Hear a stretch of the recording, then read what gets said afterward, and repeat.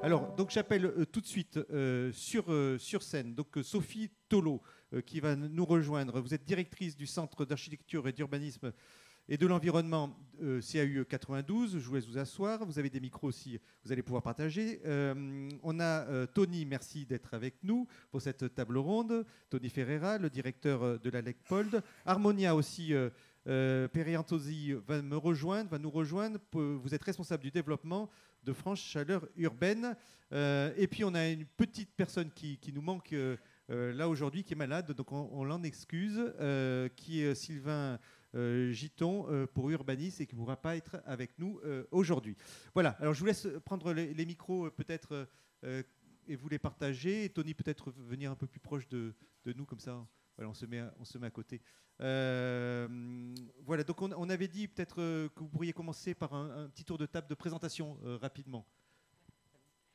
Bonjour, merci, bonjour à tous, merci pour cette invitation. Je suis ravie d'être là aujourd'hui. Donc moi, je suis Sophie Tolo, je suis architecte et directrice donc, du CAUE 92, Conseil d'architecture, d'urbanisme et de l'environnement des Hauts-de-Seine, donc au service du département et bien sûr au service de tous les territoires qu'il compose. Brièvement, voilà. Voilà. Ensuite, Harmonia, alors. Oui, bonjour. Merci à vous pour l'invitation. Donc, moi, c'est Harmonia Pierantozzi. Je suis en charge de la relation avec les collectivités et les exploitants pour France Chaleur Urbaine. Donc, France Chaleur Urbaine a pour mission d'augmenter le nombre de raccordements au réseau de chaleur. C'est un service public numérique qui est né au sein de la préfecture d'Île-de-France et qui aujourd'hui est porté par le ministère de la Transition écologique. Voilà, et Tony, vous étiez déjà présenté, on ne va pas refaire la présentation. Alors, on avait dit donc pour débuter cette table ronde, Sophie, vous allez reprendre le micro, puisqu'on est sur la construction d'un projet, hein, on est en amont du projet, et que vous travaillez donc au CAUE. Le conseil architectural, c'est un élément essentiel. Essentiel. Essentiel, nous, CAUE, CAUE c'est un organisme, on est une structure associative, il y a à peu près un CAUE par département en France, pas tout à fait. On est né sous la loi de l'architecture de 77 qui énonce que la qualité architecturale, eh bien, c'est un droit pour tous et l'architecture est d'intérêt public, donc c'est cette notion un peu qui est nos fondements et qu'on essaye un peu de diffuser et de porter donc auprès des collectivités, auprès des communes et puis auprès du grand public et des administrés. Donc on est un organisme de conseil.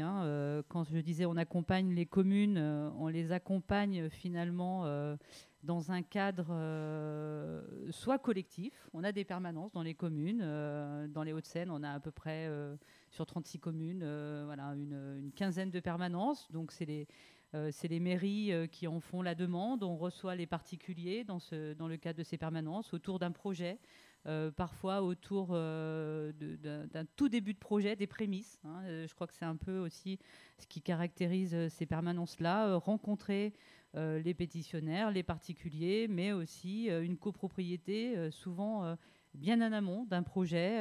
Alors bien sûr, du coup, avant de déposer une déclaration au préalable, un permis de construire, ou alors on peut être aussi dans le cadre de l'instruction et on est vraiment voilà, dans un processus d'accompagnement du projet, on va dire jusqu'à un dépôt un peu administratif, puisque tout projet, même un projet de rénovation énergétique, à un moment s'inscrit dans un cadre administratif et dans un cadre réglementaire. Donc on est vraiment dans cette, on va dire un peu ce cercle vertueux. Comment parler d'un projet alors, de construction neuve, mais ici particulièrement peut-être un projet de rénovation énergétique. En parlant, et là je pense, voilà, c'est un petit peu notre fer de lance, en parlant architecture, un peu au préalable, et cette architecture qui doit embarquer le projet de rénovation énergétique. Aujourd'hui, je pense qu'on en a tous conscience et ça nous semble évidemment primordial. Mais voilà, parler d'abord d'architecture, parler de l'existant, peut-être comprendre à quel existant on a affaire, à quelle période architecturale, à quelle réalité spatiale, et puis voir comment l'architecture peut apporter des solutions aussi dans la rénovation énergétique. Donc là, on va parler aussi peut-être davantage de programmes, d'usages, finalement les réinterroger aussi, ces usages et ce programme. Une famille, des parents qui viendraient nous voir dans le cadre d'une rénovation énergétique d'une maison. On va peut-être parler d'isolation de la toiture, mais au passage, on va peut-être parler de surélévation, de pièces en plus. Donc c'est des moments de dialogue architecture qui doivent embarquer évidemment le projet aujourd'hui de rénovation énergétique. Et on espère, et je suis ravie que Tony Ferreira m'ait invité cet après-midi, de pouvoir un peu élargir ces conseils, ces permanences, en créant, ça va venir, c'est un scoop, une permanence CAUE, ALEC, en l'occurrence ALEC Pold, pour pouvoir vous recevoir, vous particuliers, vous copropriétés, et parler un peu de concert, de cette méthode, de ce processus de projet auquel on croit et qui nous semble une très bonne chose dans un dialogue avec les communes, dans un dialogue avec les services des communes, avec les élus, avec les instructeurs, bien sûr, pour aboutir à une qualité architecturale, à une qualité de projet de rénovation pour tous. Donc, parce que je rappelle que ces conseils, ils sont pour toute l'échelle du département, pour tous les territoires. Ce sont des conseils qui sont gratuits. Nous n'avons pas les architectes qui composent mon équipe de maîtrise d'œuvre, donc on n'est pas là pour dessiner un projet, pour le concevoir. Mais, et puis peut-être dans votre projet, vous n'avez pas d'architecte qui travaille avec vous. Mais on est un peu dans les premières instances, on va dire dans une orientation, un accompagnement, une aide au projet, à la pensée et on l'espère plus tard à la décision. Là, vous parlez pour les maisons comme pour les copropriétés. Pour les maisons comme pour les copropriétés, on a davantage, pour l'instant, je ne vous cache pas, de particuliers qui viennent nous voir. L'idée, bien sûr, c'est d'être au plus proche et au plus près aussi des copropriétés. C'est moins nos interlocuteurs, mais pourquoi pas. Et je vous encourage à le faire dans les temps à venir, puisqu'on est vraiment là aussi pour accompagner le projet collectif. Alors par contre, cette idée de projet collectif, le CAUE des Hauts-de-Seine fait partie d'une union régionale des CAUE Île-de-France. Nous avons un observatoire de la qualité du logement collectif. Et dans ce cadre-là, chaque année, un appel à contribution nous permet d'analyser un certain nombre de projets. Ça fait 3 ans qu'on se penche sur le projet de rénovation énergétique plutôt que sur la construction neuve.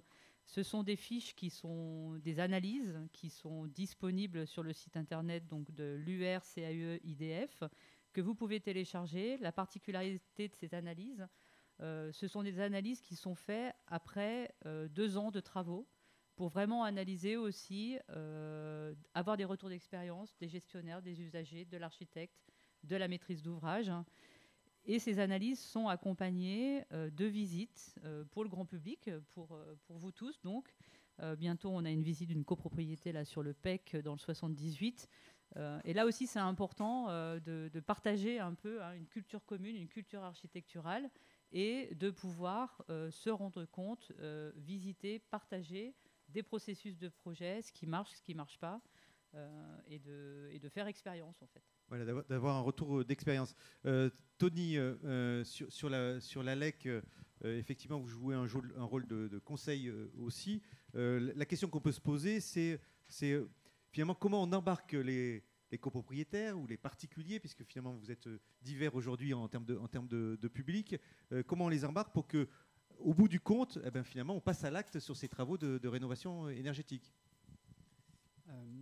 Je pense qu'un élément déterminant, c'est déjà de répondre à des questions. En fait, les personnes, quand elles viennent nous voir avec déjà des choses en tête qui peuvent être discutées. Effectivement, comme le disait Sophie Tolo,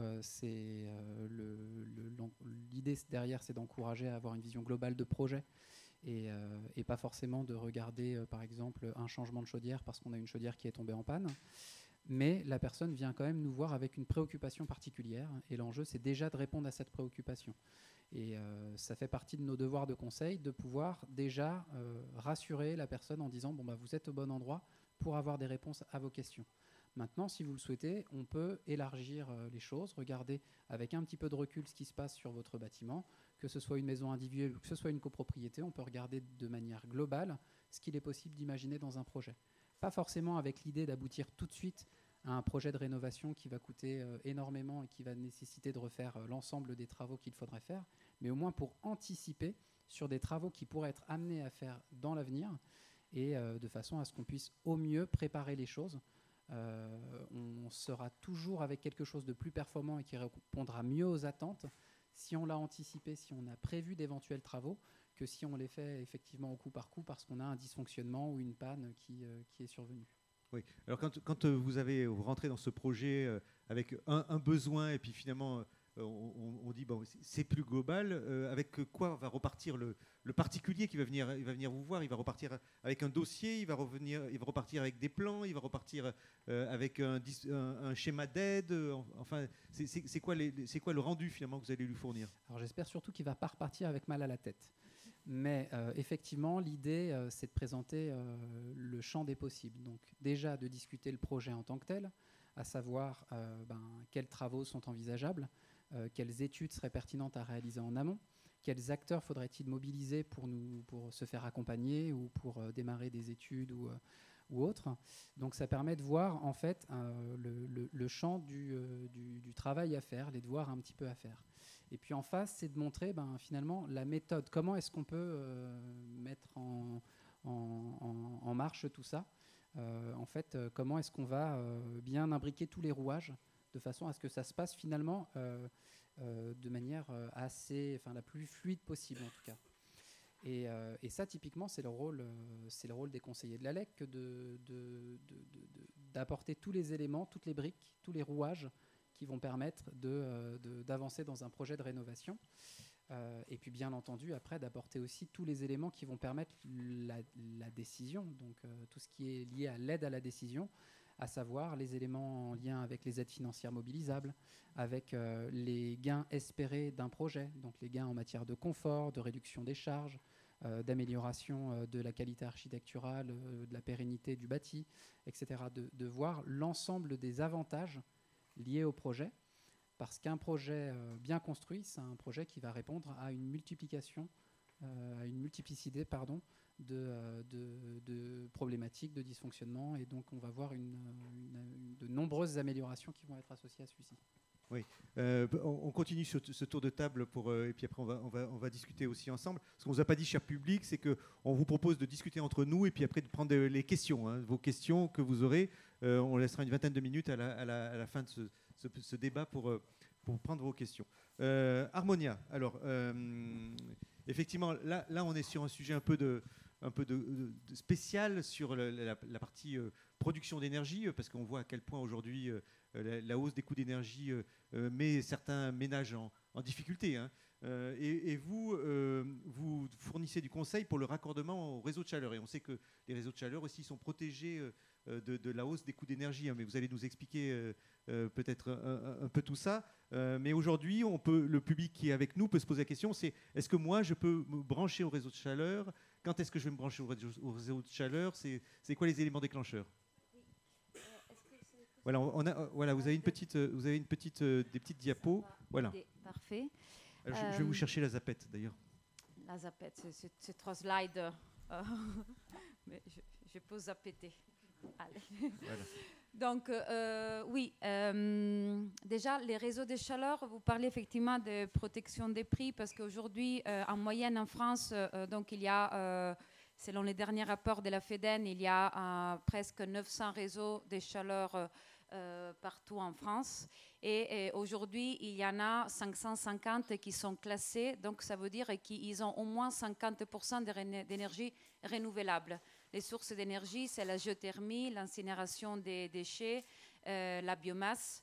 Donc, c'est ça qui fait que les prix sont protégés en quelque sorte, parce qu'effectivement, quand il y a la géothermie, les prix de la géothermie ne changent pas selon les aléas géopolitiques, etc. Vous voulez dire que dans les réseaux de chaleur, on peut avoir un mix d'énergie qui vient fournir cette chaleur, c'est-à-dire à la fois la géothermie, à la fois du gaz, avec différents types de pourcentages? Oui, exactement. Et au total, on est sur une moyenne de 60% d'énergie renouvelable dans les réseaux. Et les 40% restants, c'est du gaz naturel en moyenne. En sachant qu'après, ça va charger. Par exemple, j'ai vu que les réseaux des Puteaux, qui est géré par Dalkia, il me semble, c'est 82% d'énergie renouvelable et certains, ils sont à 100%. Donc, vous pouvez trouver toutes ces informations sur notre site. Zap. Yes. Donc, vous avez l'écran de retour devant vous. Ah oui, parfait. Là, je vous ai mis quelques captures d'écran de notre site. Donc, je vous disais, France Chaleur Urbaine est un service public numérique et nous nous adressons aux copropriétés, aux tertiaires et aux collectivités, aux exploitants.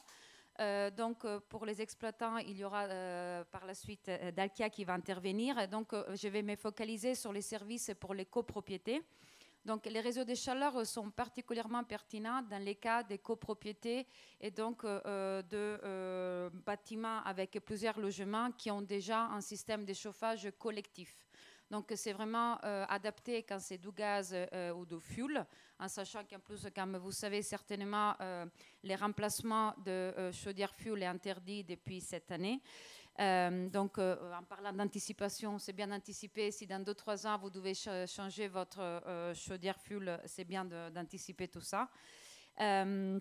Et pour les copropriétés, nous avons 3 services. Le premier, c'est de savoir si votre bâtiment est potentiellement raccordable. Donc, les premiers critères, c'est effectivement les types de chauffage actuels. Et le deuxième est très important, c'est la distance du réseau de chaleur déjà existant. Jusqu'à 200 mètres, alors 50 mètres c'est idéal, entre 50 et 100, c'est toujours, il y a un certain degré d'éligibilité, jusqu'à 200, tout à l'heure, je parlais avec quelqu'un ici qui disait que son logement est à pile 200 mètres, et il vient de valider avec Dalkia leur raccordement. Ça,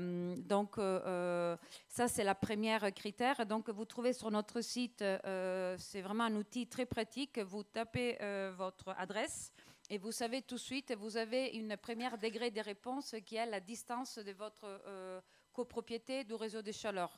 Deuxième, nous vous mettons en contact avec les gestionnaires de ces réseaux de chaleur. À nouveau, quelque chose de très pratico-pratique parce qu'aujourd'hui, des fois, c'est compliqué de savoir qui détient les réseaux de chaleur qui, eux, ils sont propriétés de la collectivité, mais qui sont donnés en ce qu'on appelle en délégation des services publics à des exploitants. Et donc, nous, on fait cette mise en lien. Et à partir de ce moment-là, ça sera l'exploitant qui va reprendre votre dossier en main et qui va vous recontacter pour vous dire si vous êtes éligible ou pas, et si vous êtes éligible, pour vous demander une série de documents pour étudier d'abord un premier degré de faisabilité et ensuite pour faire un devis plus détaillé. En sachant qu'aujourd'hui, il y a depuis le 1er septembre un nouveau dispositif d'aide qui s'appelle les coups de pouce chauffage pour les bâtiments collectifs et tertiaires. Pareil, la LEC pourra certainement vous accompagner. Donc aujourd'hui, ça fait partie du dispositif France Rénove et aujourd'hui, ça inclut aussi les copropriétés. Et dans son rapport plan de sobriété, Elisabeth Borne annonçait un reste à charge de 250 € pour se raccorder au réseau de chaleur. La personne avec qui j'ai parlé tout à l'heure parlait plutôt, dans son cas, à 200 mètres de distance, de 1 000 € par logement. Mais ça reste une solution très intéressante dans certaines conditions sur les longs termes. Et dernier, il y a un guide qui est accessible depuis notre site qui vous permet de voir un peu quelles sont les étapes. Et on a tout un espace de documentation qui vous permet aussi de vous familiariser avec les réseaux de chaleur. Et pour conclure, là, vous voyez à quoi ça ressemble. Notamment ici, j'ai fait une capture d'écran sur les 11 communes des pôles. Peut-être il n'y a pas toutes, mais vous pouvez déjà voir en vert, c'est tous les tracés existants. Et les petits cercles blancs et rouges, c'est toutes les demandes reçues. Pourquoi c'est intéressant de savoir qui d'autre a fait une demande sur notre site? C'est parce que si vous voulez raccorder et qu'il y a 3 copropriétés à côté de vous qui, pareil, veulent se raccorder, vous pouvez mutualiser vos coûts parce que finalement, mettre des tuyaux pour une copropriété ou pour 5 copropriétés, ça coûte presque pareil, sauf que vous divisez les coûts parmi 5 acteurs, 5 copropriétés. Donc ça peut être très intéressant d'aller voir dans les alentours s'il y a d'autres copropriétés qui sont intéressées et qui sont éligibles pour ces raccordements. Oui, s'il y a d'autres copropriétés, finalement, on le voit sur le site internet, mais qui fait le travail de les contacter, de se mettre en lien pour monter un dossier en commun? Alors pour les montages de dossiers, ça reste, et ça c'est très important, que c'est les exploitants qui gardent la main là-dessus, et c'est vraiment une volonté de l'exploitant et des collectivités. Nous, on est vraiment des facilitateurs. Donc on facilite pour savoir A, est-ce que je suis potentiellement éligible, et B, à qui je dois m'adresser, et donc on fait cette mise en lien, et à partir de là c'est les exploitants qui reprennent la main dessus sur votre dossier et qui vous contactent pour vous demander les documents de diagnostic. Oui, donc l'exploitant va dire il y a 3 copropriétés, je vais faire le travail de contacter les 3 copropriétés pour mettre en place le réseau de chaleur. Oui. Est-ce que Tony, en termes d'aide, les copropriétaires sont au courant des aides? Parce que finalement, c'est pas si onéreux que ça de se raccorder à un réseau de chaleur. Ça va dépendre des situations. En général, c'est quand même effectivement pas les travaux les plus onéreux. Bien souvent, il est difficile de bien connaître les différents dispositifs d'aide quand même qui existent. On a une certaine complexité liée au fait que c'est plusieurs dispositifs différents. Vous avez des dispositifs d'État, vous avez des dispositifs de marché, vous avez des dispositifs qui sont parfois proposés en plus par les collectivités locales, etc. Donc nous, on fait un gros travail, effectivement, et comme tous les espaces France Rénov', le réseau a été cité, France Rénov' étant le service public de l'amélioration de l'habitat. Et l'ALEC de Paris-Ouest La Défense est le guichet France Rénov' local. Et comme tous les espaces France Rénov', on a vocation à être bien à jour des aides financières effectivement mobilisables pour les différents types de projets, parce qu'il n'est pas évident d'avoir une vision exhaustive de toutes les aides, même si on peut entendre assez rapidement parler, typiquement les dispositifs d'État autour de MaPrimeRénov', on en a beaucoup entendu parler. Il est difficile de savoir si on en a effectivement droit et pour quels travaux. Oui. Je reviens sur la partie architecturale, on va en parler aussi. Sur la partie architecturale, il y a aussi les architectes de bâtiments de France. On peut être dans un secteur, si je ne me trompe pas, sauvegardé, oui, ou si j'utilise le bon terme, ou pas sauvegardé. Est-ce que ça a des impacts sur le projet? À quel moment il faut en parler? Est-ce qu'il faut vraiment l'anticiper? Ou il faut attendre d'être avec le bureau d'études et l'architecte maître d'œuvre pour aborder ce sujet? À quel moment, qu'est-ce que vous nous donneriez comme conseil? Oui, il y a des secteurs sauvegardés dans le territoire le POLD, évidemment, des secteurs qu'on appelle SPR, site patrimonial remarquable, qui sont des règlements à prendre en compte dans le projet, qu'on soit dans une construction neuve, un projet de rénovation, y compris énergétique. Et bien sûr, les architectes des bâtiments de France sont des acteurs incontournables avec qui il faut travailler en amont. Les CAUE, en tout cas le CAUE des Hauts-de-Seine, sur tout le territoire, a commencé à mettre en place des permanences CAUE-ABF pour, dans la même méthode que j'ai décrit précédemment, être aussi en amont du projet, entendre des recommandations, un peu une feuille de route ABF, et construire le projet avec cette feuille de route et non pas la découvrir dans le cadre de l'instruction, de la déclaration ou du permis. Parce qu'on perd du temps, on perd de l'énergie et finalement c'est dommage. C'est dommage. Et puis c'est là aussi ce que je disais précédemment sur cette culture à partager. C'est aussi peut-être trouver des compromis et puis trouver des solutions alternatives. Mais de toute façon, quand on est dans des secteurs protégés, la déclaration va être visée et va recevoir un avis. Et quand l'avis est conforme, l'avis doit être respecté. Donc on est sur des sujets comme ça, très importants aujourd'hui au regard des attendus pour demain, des attendus auxquels on doit tous contribuer, évidemment, sur cette rénovation, sur cette prise en compte des enjeux climatiques. Donc, c'est pas simple. Je ne dis pas que c'est simple. Mais on est là, ALEC, CAUE, en accompagnement des villes, pour se mettre autour de la table, autour de vos projets, et être dans des instances de dialogue. Ça, je crois que c'est très important de rester dans des instances de dialogue pour vraiment comprendre ce qu'il est possible de faire, et y compris dans une écoute et des alternatives possibles. Mais il faut en parler, il faut en discuter, et au bon moment. Est-ce que, Tony, on peut avoir des copropriétaires ou des propriétaires de maisons qui arrivent et qui ont une vraie ambition, voilà, en disant ça y est, on veut faire une isolation thermique par l'extérieur, et qui découvrent qu'ils sont coincés sur un territoire parce que le projet qu'ils avaient envie de réaliser, qui est ambitieux, ils ne peuvent pas le réaliser. Ça, c'est une première question. Et puis une deuxième question qui est plus peut-être politique pour amener au débat, c'est est-ce qu'à un moment, il ne faut pas se poser la question comment on fait l'arbitrage? On fait l'arbitrage entre le beau ou entre l'efficacité énergétique? C'est tout le cœur du sujet. En tout cas, oui, il y a des situations qu'on va rencontrer, de personnes qui viennent avec des projets déjà relativement ficelés, qui peuvent être très ambitieux et qui peuvent être toqués.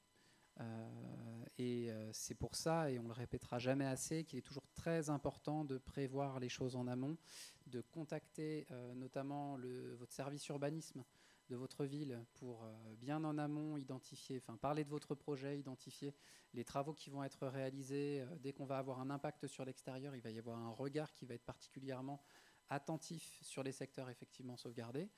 Et on en a un certain nombre sur le territoire de Paris-Ouest La Défense. Donc ce sujet-là, il n'est pas anodin.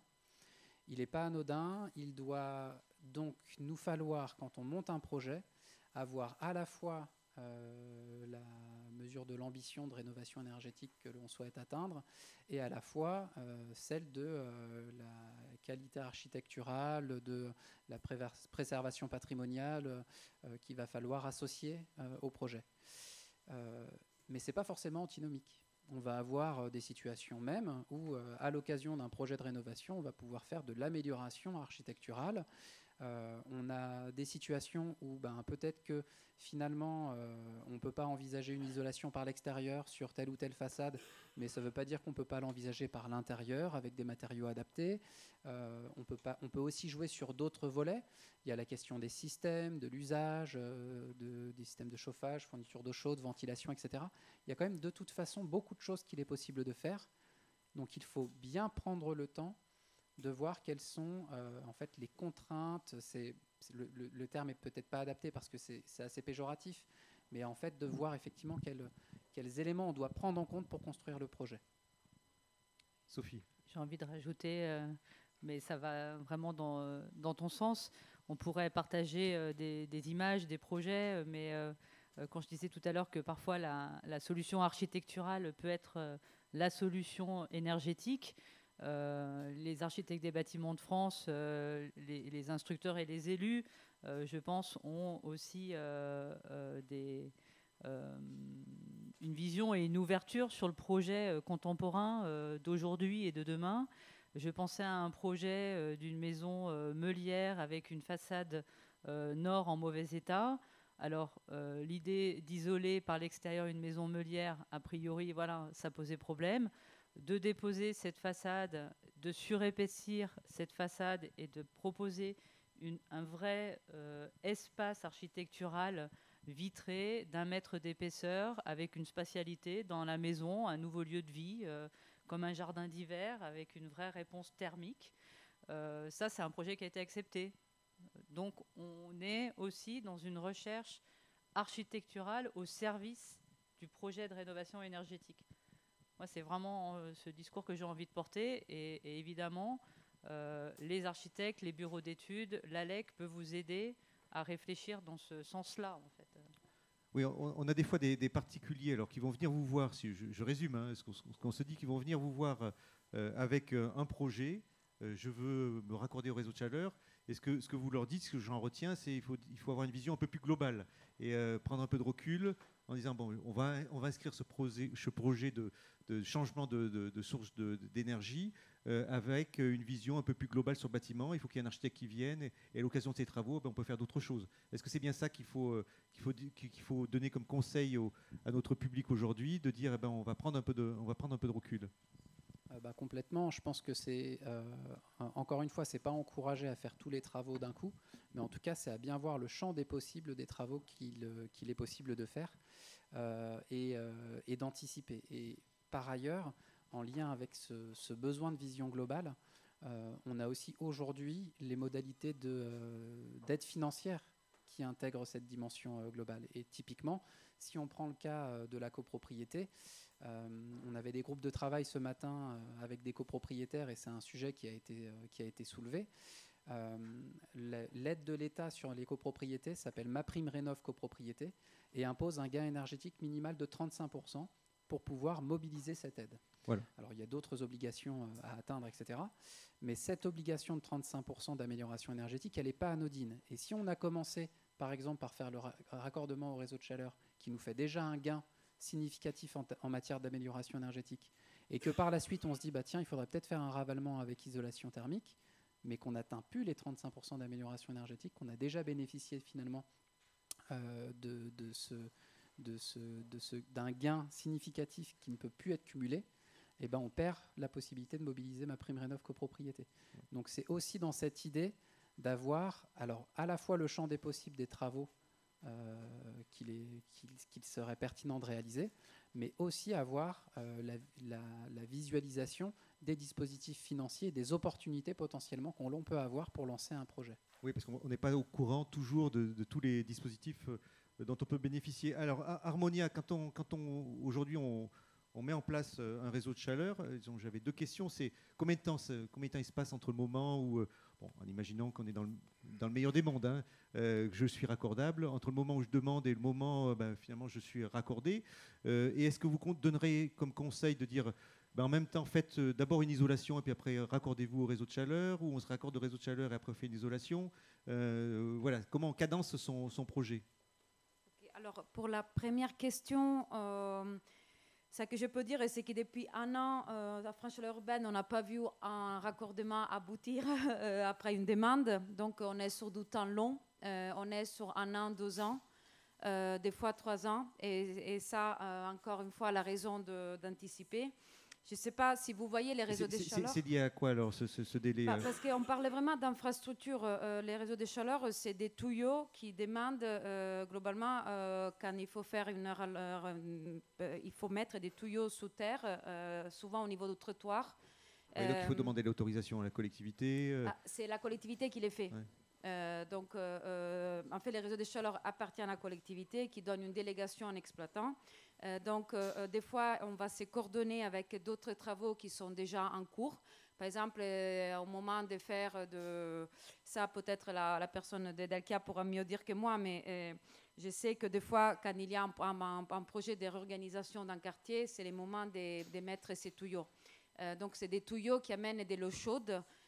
Qui après, il y a des centrales au niveau de chaque copropriété qui vont chauffer chaque copropriété. Donc, c'est vraiment du travail d'infrastructure. Ce n'est pas juste comme une pompe à chaleur qui s'installe en 2 heures chez soi. Donc, c'est des projets, c'est sur du temps long. C'est de l'infrastructure et on est sur, je pense, sur environ 2 ans pour un projet de A à Z, en sachant que juste... des fois, l'approbation en conseil syndical, ça prend plusieurs mois.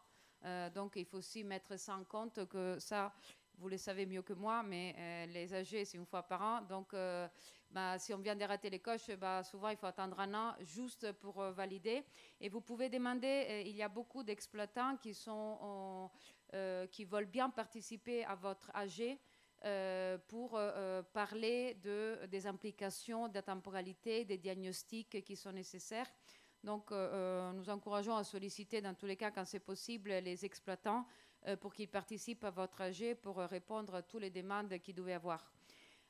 Donc, ça, c'est pour la première. Désolée, peut-être que ce n'est pas la réponse que vous attendiez, mais c'est du temps un peu long Mais bon, aujourd'hui, on attend 8 mois pour une fenêtre en double vitrage. Donc, finalement, c'est minimum. Donc, en bois.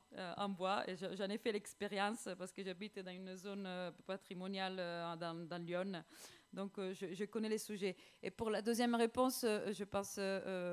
Monsieur Ferreira est plus à même de répondre sur l'effet dans quel ordre faire les choses. Ce que je peux dire, c'est quand même que souvent il y a une réticence et que je comprends tout à fait des ALEC de raccorder des passoires thermiques. Voilà, peut-être c'est ça, juste cet élément-là de réponse de dire si on raccorde c'est dommage de raccorder une passoire thermique. Oui, on va plutôt conserver l'énergie pour plus de personnes finalement. Tony. Oui, en fait, on va dire que la théorie nous encourage à d'abord traiter l'enveloppe, réduire les besoins, avant forcément d'améliorer les systèmes. Il y a une certaine souplesse quand même, c'est-à-dire que quand vous faites un raccordement à un réseau de chaleur, vous allez dimensionner vos besoins, mais ce qui va surtout jouer en fait sur la tarification, c'est l'abonnement que vous allez prendre, qui dépend de qui dépend de l'appel de puissance que vous allez avoir. Si vous faites une rénovation énergétique par la suite, vous renégociez votre abonnement et vous faites un appel de puissance à la baisse. Donc je dirais que ça peut presque plus facilement s'entendre qu'avec, par exemple, l'installation d'une nouvelle chaudière qui, elle, va être directement dimensionnée par rapport aux anciens besoins et où là, on est sur quelque chose de dommage parce qu'une fois les travaux réalisés, on reste avec une chaudière surdimensionnée. Après, c'est vrai que là, on parle encore une fois du sujet de la copropriété. Dans le monde de la copropriété, on a aujourd'hui des dispositifs financiers qui encouragent de ne pas traiter un lot à la fois, mais de faire plusieurs lots en même temps. S'il y a des travaux d'amélioration énergétique de type isolation qui peuvent être engagés avec un raccordement de réseau de chaleur, il sera toujours intéressant de le faire ensemble de façon à atteindre les 35% d'amélioration énergétique et donc de pouvoir avoir les dispositifs d'aide financière associés. Vous aurez après des professionnels qui pourront vous parler aussi des modalités de financement des travaux. Donc je ne vais pas trop en dire, mais on a après la possibilité d'avoir des emprunts collectifs, des modalités de financement, de préfinancement des aides, etc. Donc le projet global en copropriété s'entend, je dirais, assez facilement. Et on est sur des préoccupations peut-être différentes en maison individuelle où souvent on peut être amené à davantage phaser les travaux et les dispositifs financiers d'aide financière facilitent ça. Oui. Alors, là, on va parler un peu de la brique d'urbanisme de quelques minutes sur il faut embarquer les copropriétaires dans un projet et on sait que ça prend du temps. Et on voit là, autour de notre discussion, qu'il y a des contraintes techniques, effectivement les temps de raccordement, il y a des contraintes sociologiques, il faut convaincre tout le monde, et puis il y a des votes aussi d'AG. Donc c'est quoi la bonne maturation d'un projet de rénovation énergétique entre le moment où les personnes viennent, et puis il y a des gens qui sont leaders aussi dans leur copropriété, ce qu'on appelle les leaders énergétiques, et puis donc du coup il faut leur donner des éléments de communication pour qu'ils puissent communiquer correctement à l'ensemble des copropriétaires. Tout à fait. En copropriété, l'enjeu, il n'est pas de convaincre une personne, il est de convaincre X copropriétaires. Et même si le projet il est collectif, même s'il est au bénéfice de la copropriété du bâtiment collectif, en réalité, chaque copropriétaire vote pour sa vision individuelle, ce qui est normal, et en son âme et conscience. Donc l'enjeu, il est de montrer que le projet collectif, il apporte des avantages individuels. Cette pédagogie-là, il faut l'avoir la plus en amont possible. Et elle impose de prendre le temps de questionner les copropriétaires sur leurs problématiques, leurs besoins, leurs attentes. Et donc de prendre le temps d'y répondre aussi dans un second temps. En général, le phasage en copropriété passe par la réalisation de plusieurs études quand on veut lancer un projet de rénovation énergétique. Et donc le fait de suivre ces différentes études, c'est aussi un temps d'acculturation des copropriétaires pour les aider à la décision et aboutir éventuellement à un vote de travaux en fin de cycle. En maison individuelle, ça va être beaucoup plus simple. On a le propriétaire en général qui doit être convaincu de la pertinence de son projet, dont il va avoir l'intégralité des bénéfices. Donc c'est une toute autre démarche. Oui, mais en maison individuelle, on a aussi les contraintes techniques de fourniture de matériaux et de temps de réalisation des devis, ainsi de suite. Au niveau architectural aussi, il faut prendre le temps aussi d'avoir un retour d'expérience, d'avoir une prise de recul nécessaire. Alors oui, en copropriété, effectivement, la chose est plus complexe. Évidemment, il faut embarquer tout le monde, il faut embarquer tous les niveaux de revenus, tous les âges, toutes les réalités, hein, donc familiales, toutes les réalités aussi d'un jeune ménage qui vient d'emménager ou quelqu'un qui est là depuis 30 ans. En fait, c'est tout ça qu'il faut prendre en compte. Donc encore une fois, quand je disais le conseil en amont aussi, c'est que ce soit pour un particulier ou une collectivité, c'est bien prendre le temps ensemble d'interroger le projet d'une manière très large. Je pense après, je dis souvent, voilà, c'est être solidaire. On habite tous à un immeuble, mais il y a peut-être que 4 logements qui habitent sur le pignon nord, mais le pignon nord, c'est le pignon de tout le monde. Voilà, il faut comprendre aussi que le projet, il est collectif et on n'est pas que dans une somme d'individualité, donc ça prend du temps. Il y a des aides aussi, comme l'ANA, qui vient Bien sûr, aussi aider à ce que tout le monde vote les travaux. C'est-à-dire que ceux qui pourraient être laissés pour compte puissent suivre aussi les engagements financiers sur la copropriété. Il y a des aides, mais j'ai envie de dire aussi, il y a dans la manière de vivre la copropriété, je pense que le projet est aussi une très belle occasion de réinterroger ce vivre ensemble.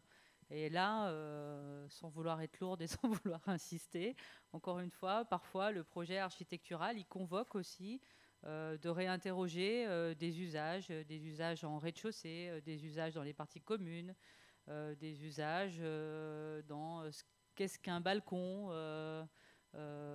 qu'est-ce qu'on en fait. En fait, on voudrait peut-être plutôt une loggia, on voudrait peut-être que ça se ferme, on voudrait... Voilà, ce sont aussi des occasions de se dire où on habite, dans quoi on habite.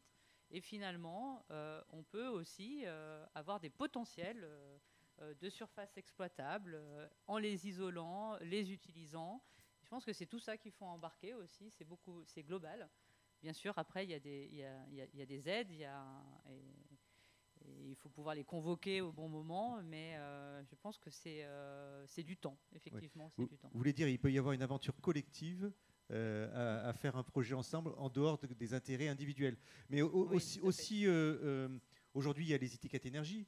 Là, je vous interroge une seconde là-dessus. Maintenant, on sait que quand on est F ou G, on va pouvoir mettre son logement à la location. Et donc ça va impacter aussi pour mobiliser les acteurs, pour les pousser à faire la rénovation énergétique de leur logement. Est-ce que vous avez aujourd'hui, Tony, un public important qui vient vous voir en disant moi je vais bientôt plus pouvoir louer, il faut qu'on rénove ma copropriété, il faut que j'embarque tout le monde dans ce projet de rénovation?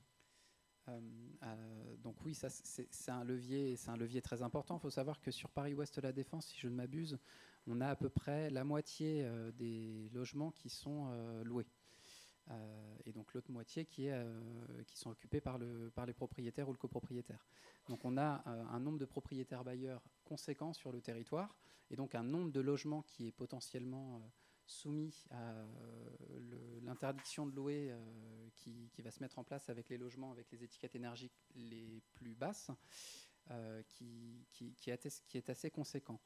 On a déjà un certain nombre de propriétaires bailleurs effectivement qui nous ont sollicités, qui commencent à se questionner, à savoir déjà comment évaluer dans quelle étiquette énergie ils sont. Ça pose la question de la fiabilité des diagnostics de performance énergétique qui sont réalisés. Quand ils ont l'information qu'ils sont potentiellement considérés comme passoires, de voir quels sont les leviers dont ils peuvent disposer. Et bien souvent, quand on est dans un logement collectif, ce qui est le cas de beaucoup de propriétaires bailleurs qui sont plutôt avec des appartements en location, on va avoir souvent la nécessité d'avoir une vision sur les communs, en fait, pour avoir un réel impact en matière d'amélioration énergétique.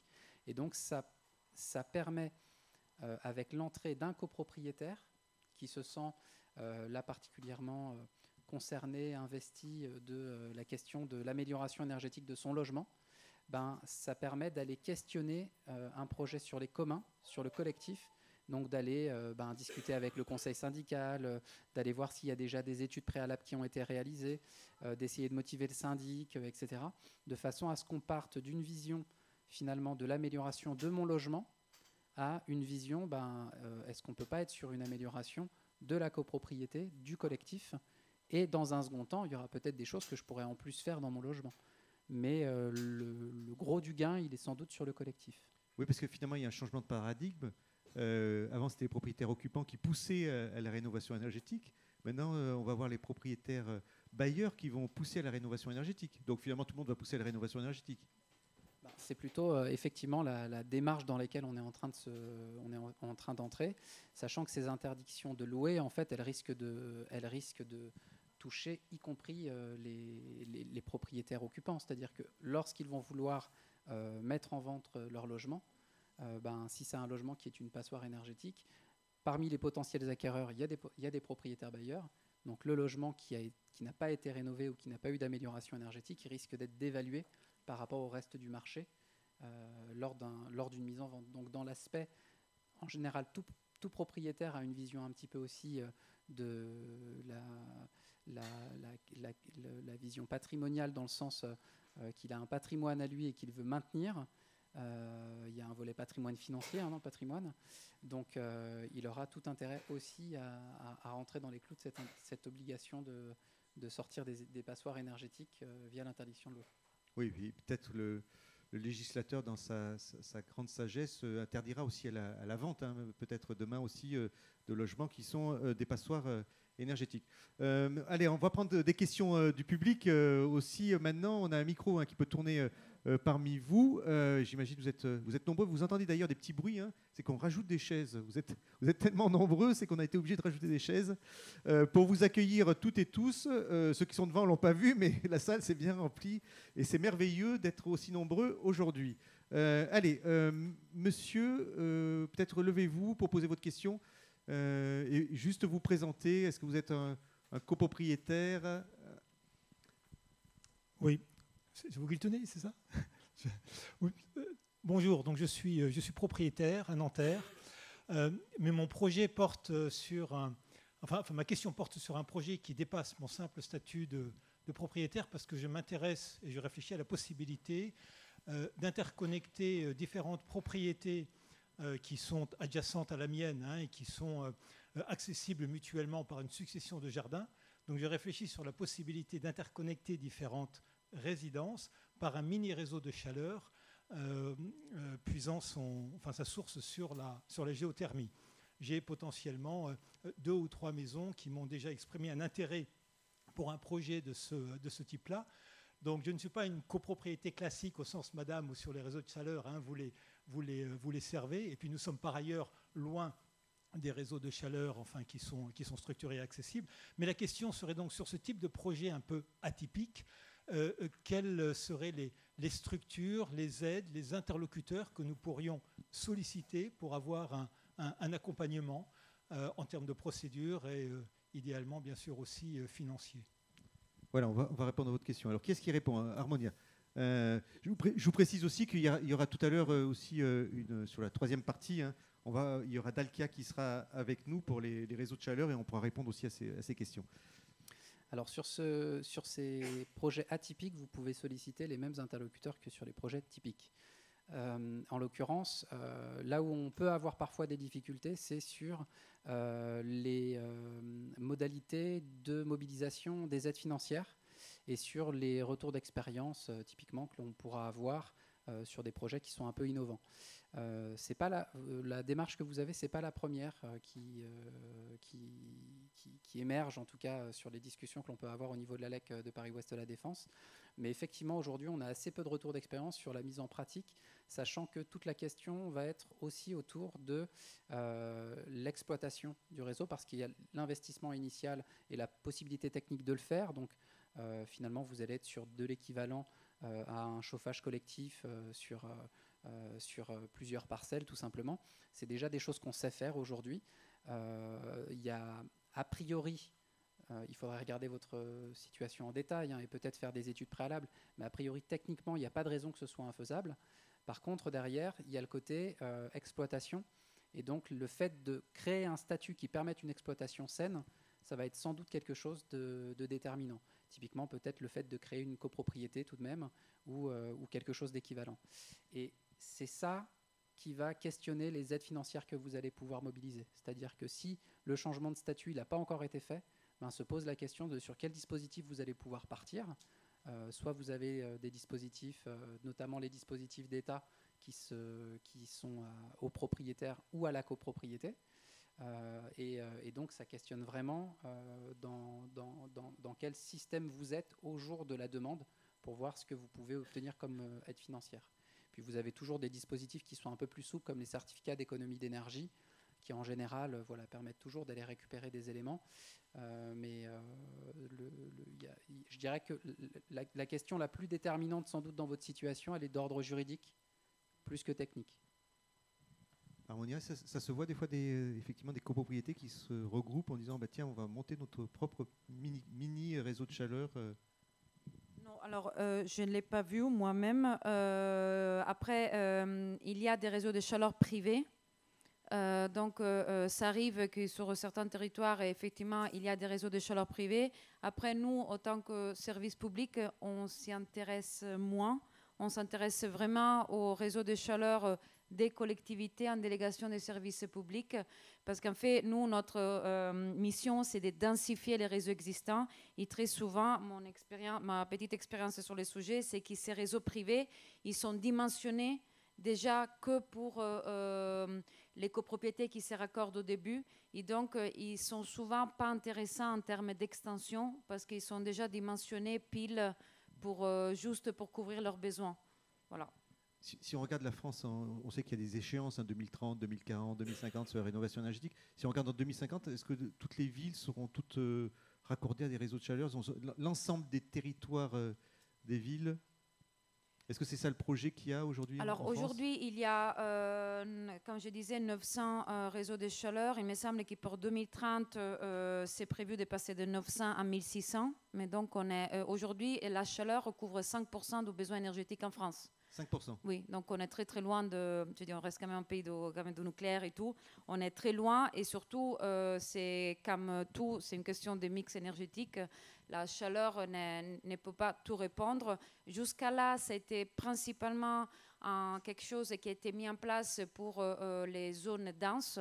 Donc aujourd'hui, c'est surtout des métropoles, c'est des grandes villes.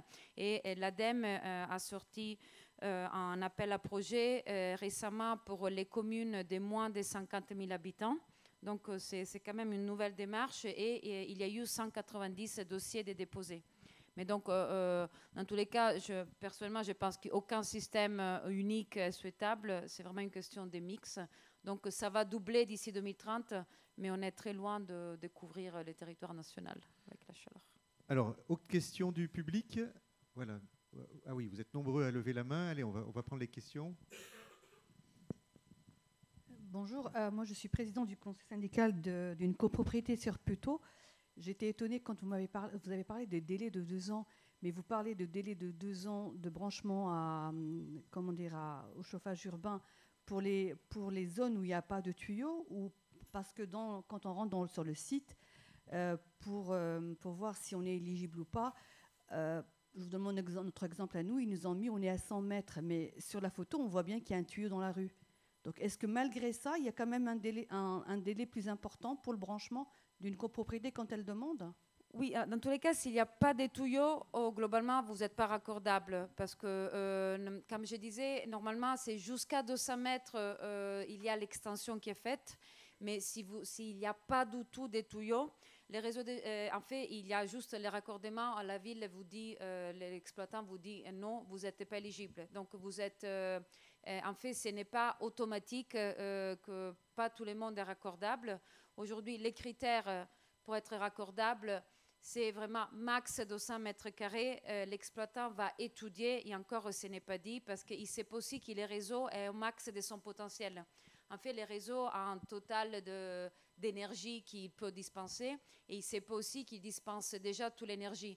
Notamment, il y a en France beaucoup de réseaux qui datent des années 70 et qui sont tous au maximum de leur capacité. Est-ce que sur le site, cette information figure? Non. C'est-à-dire que même s'il y a le réseau, on dit OK, je suis juste à côté, Oui, non, ça fournit l'information en non, disant il n'y a pas parce que- suffisamment de puissance pour me raccorder. Non, ça on ne les dit pas parce que les exploitants nous disent que c'est vraiment très très au cas par cas. Donc c'est eux qui font, vraiment c'est leur métier de vous dire oui ou non. Mais effectivement, les 1 ou 2 ans, c'est quand vous êtes à proximité, c'est pour faire ces 200 mètres potentiels, c'est ça qui peut prendre plusieurs mois. Mais Et- excusez-moi, s'il y a juste. C'est dans la rue, ça passe en pied d'immeuble, ça reste 2 ans aussi. Hein. C'est pareil, que ce soit 100 mètres ou 10 mètres, ça reste le même temps globalement. Bah, je pense qu'un exploitant il pourra vous répondre pareil, mais oui, globalement, il y a Pour déjà répondre à madame. 6, 7, 8 mois pour les passages à nager.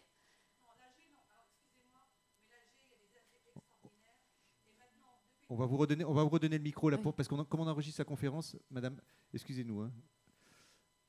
Voilà, pour que ça soit bien enregistré. Et puis il y a quelques personnes qui écoutent à distance. Pour les aussi. AG, il n'y a pas que les AG ordinaires, il y a aussi les AG extraordinaires qu'on peut faire rapidement.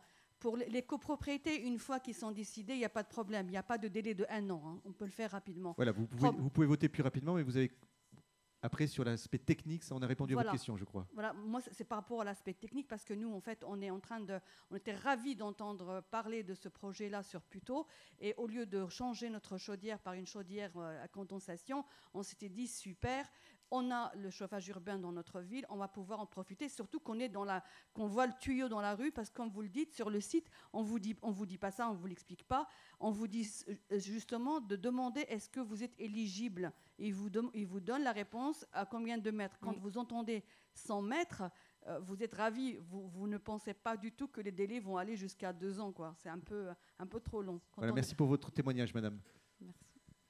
Voilà, donc effectivement, il y a un peu de délai technique, hein, quelle que soit la distance. Et puis, il peut y avoir des bonnes ou des mauvaises surprises. C'est-à-dire que malgré le fait que je sois proche Oui. d'un raccordable, théoriquement, si la puissance délivrée n'est pas là, ben, je ne pourrais pas être raccordé. Oui. C'est bien ça, Harmonia. C'est ça. Voilà, autre question du public. Voilà, madame, pour vous présenter rapidement, puis, ou monsieur, pardon. Et, Je bonjour, vous voyais Balaton, mal. je suis copropriétaire à Suresnes. Pardonnez-moi, j'ai une question très basique. En France, on aime bien les millefeuilles. Moi, dans l'immobilier, donc, j'ai vu successivement, pour s'occuper des rénovations, l'ANA, l'Agence nationale pour l'amélioration de l'habitat. Après, j'ai vu l'ADEME, hein, qui est très active sur le plan technique. Et puis maintenant, je vois France Rénov et Alecpold. Alors, j'ai du mal à savoir qui fait quoi. Et vous savez, l'immobilier est un métier de coordination. On a des problèmes d'urbanisme, d'architecture, on a des problèmes techniques, et puis on a des problèmes économiques et financiers. Mettez bien le micro devant la Alors, bouche. qui fait quoi et comment s'ordonner? Est-ce que l'Alecpold, par exemple, pour moi, sur Rennes, c'est une espèce de guichet unique où on peut rentrer dans le labyrinthe administratif français, ou bien, enfin, qui fait quoi? On a compris votre question. La France millefeuille, j'avais envie de faire une petite boutade. C'est une question tarte à la crème quand même. Et donc, allez, on vous laisse répondre, Tony. Alors, en l'occurrence, là, plus qu'un millefeuille, c'est plutôt des évolutions qui ont amené à entendre parler de tout ça. En fait, historiquement, le réseau des espaces de conseil en rénovation énergétique a été piloté par l'ADEME. Et aujourd'hui, on passe sur un pilotage national au niveau de l'ANA, donc l'Agence nationale de l'amélioration de l'habitat. Ça a tout son sens parce qu'en fait, quand on parle de rénovation énergétique, on parle quand même de rénovation des logements. Et c'est bien de prendre l'ensemble des rénovations qu'on peut avoir dans le logement, y compris des rénovations liées à l'adaptation, liées à la décence, etc. Donc ça a tout son sens que le pilotage y soit transféré à l'ANA. Et l'ANA, dans l'ensemble de son dispositif, elle va pouvoir octroyer des aides financières et elle va coordonner donc un réseau national qui aujourd'hui s'appelle France Rénov', qui hier s'appelait FAIR, qui avant-hier s'appelait Espace Rénovation Infoservice. Bref, ça a changé plusieurs fois de nom. Mais ça, il s'agit d'un réseau national, France Rénov', qui est donc, comme je le disais, piloté par l'ANA et qui permet pour chaque code postal d'avoir un référent local pour répondre à ces questions de projets de rénovation énergétique, d'aide financière mobilisable, etc.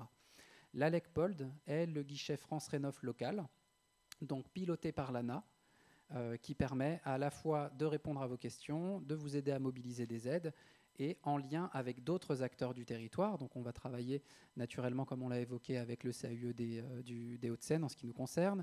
On va travailler avec les opérateurs de l'ANA, les opérateurs logements, qui vont proposer des accompagnements, notamment pour les ménages aux faibles revenus, pour bénéficier des aides financières dédiées et avec des niveaux d'aide importants pour pouvoir mener à bien des projets. On va être en lien, on va essayer de faciliter le lien avec les opérateurs aussi privés. Là, je vous ai plutôt évoqué ce qui était de l'ordre du service public, mais aussi avec les opérateurs privés, donc ceux qui vont vous proposer des missions d'assistance à maîtrise d'ouvrage, des missions de maîtrise d'œuvre, des études, puis ceux qui vont réaliser des travaux dans vos logements. Donc, je dirais que le millefeuille, il est plus d'ordre technique parce qu'on a affaire à des métiers différents, que finalement, dans le travail d'accompagnement qui est proposé, on a quand même quelque chose qui est assez coordonné et assez bien identifié aujourd'hui, même s'il est perfectible. Il sera perfectible encore pendant longtemps, on n'atteindra jamais la perfection, mais voilà, il y a quand même un travail de coordination assez fort et qui est aujourd'hui piloté par un interlocuteur unique qui est l'ANA. Et ça, c'est aussi une facilité dans la manière de prendre en charge la rénovation de l'habitat, parce que l'ANA, elle pilote à la fois les dispositifs financiers, elle pilote les acteurs de terrain qui donnent du conseil et de l'information. Et donc, on a quelque chose de globalisé et d'assez uniforme. Voilà. Une autre question? Allez-y, monsieur. Bonjour, Gabriel Perrin, donc conseil syndical à Courbevoie. Moi, du coup, j'ai eu la chance d'avoir l'annonce hier qu'on était raccordable au réseau de chaleur urbaine de Courbevoie. Donc super nouvelle. Et pour vous faire un petit retour d'expérience, donc ça fait 4 mois en gros qu'on avait fait la demande, malgré que le syndic poussait dans l'autre sens, entre guillemets. Et en gros, ce qu'ils évaluent sur le plan qu'ils nous ont donné, c'est qu'en juillet, on sera accordé si on faisait notre trajet en janvier. Donc en gros, on est à au moins plus d'1 an si on prend vraiment le début de la demande, c'est vrai. Après, le raccordement, sur les papiers, ils ont mis 4 mois. Du coup, ça m'amène une vraie question. Tout à l'heure, vous avez mis le doigt sur un truc ultra important, c'est que nous, on a fait un audit il y a 2 ans. L'audit, il disait, vous pouvez avoir les 35% d'amélioration qui sont nécessaires pour avoir des aides. Sauf que là, on va du coup avoir la confirmation qu'on peut changer le mode de chauffage. Et effectivement, si on le fait là maintenant, alors qu'on est sous le coup d'une demande de ravalement de la mairie, on risque de perdre nos aides si jamais on ne fait pas tout d'un coup. Comment on fait maintenant? Et là, c'est ma question, c'est est-ce qu'on fait maintenant, du coup, on met en stand-by le réseau de chaleur urbaine, on fait intervenir l'entreprise, on fait les demandes d'aide maintenant en disant on va faire tout ça d'un coup, ou est-ce qu'on peut étaler?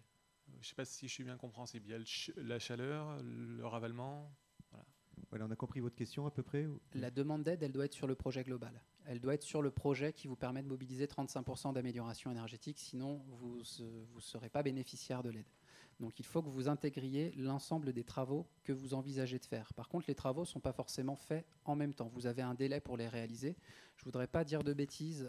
Je vais regarder mon spécialiste. Voilà, il me fait le signe de 3 ans pour réaliser les travaux une fois la demande d'aide déposée.